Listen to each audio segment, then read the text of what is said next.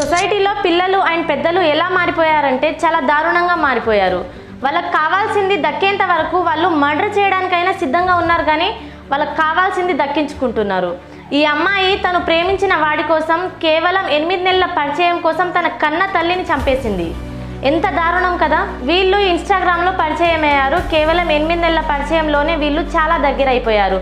ఆ తర్వాత ఈ అమ్మాయి వాళ్ళ ఇంట్లో వాళ్ళ అమ్మకు తెలిసింది. అలా తెలవడంతో వీళ్ళ అమ్మాయి ఈ అమ్మాయికి హెచ్చరించింది. అలా హెచ్చరించడంతో ఈ అమ్మాయికి నచ్చలేదు. నచ్చకపోవడంతో ఈ అమ్మాయి ఆ అమ్మని చంపకపోతే నీ పేరు రాసి నేను చచ్చిపోతా అని ఈ అమ్మాయి అతన్ని బ్లాక్మెయిల్ చేయడం స్టార్ట్ చేసిందంట. అలా టార్చర్ పెట్టడంతో ఈ అబ్బాయి తన తమ్ముడితో వచ్చి వీళ్ళ అమ్మని చంపాడు. ఫస్ట్ టైం ట్రై చేసినప్పుడు వీళ్ళ అమ్మ చనిపోలేదంట. మళ్ళీ వచ్చి సుత్తెతో కొట్టి చంపేశారు. వీళ్ళు ఒక మర్డర్ చేసినా కూడా ఈ అబ్బాయి వాళ్ళ అమ్మ ఏం అడిగినా కూడా నాకు తెలియదు, మా ఆయనకు తెలుసు, ఆయన బయట తిరుగుతాడు కాబట్టి ఆయనకు తెలుసు, నాకేం తెలుస్తుంది. వీళ్ళు మర్డర్ చేసిన విషయం కూడా వీళ్ళ అమ్మకు తెలియదంట. ఏం అడిగినా నాకు తెలియదని అంటుంది. ఇలాంటి తల్లిదండ్రులు ఉండడం వల్లనే కదా ఈ సొసైటీలో ఎన్నో మర్డర్స్ అండ్ రేప్ కేసెస్ అనేటివి జరుగుతున్నాయి.